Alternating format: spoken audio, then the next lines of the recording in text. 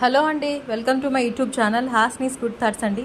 ఈరోజు నా మెనూ వచ్చి బెండకాయ ఫ్రై, వంకాయ దప్పలం, ఆవకాయ పచ్చడి అండి. యాక్చువల్గా అయితే రైస్ తినాం, మేము మిల్లెట్సే తింటాం. ఆవకాయ పచ్చడి గురించి అని చెప్పి ఈరోజు రైస్ తింటున్నాను అనమాట.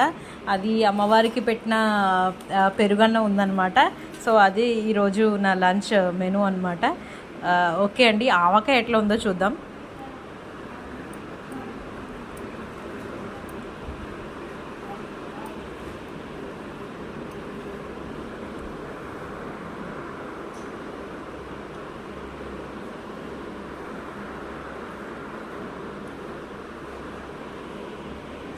అమ్మ నాటావు నెయ్యి ఏవా కొంచెం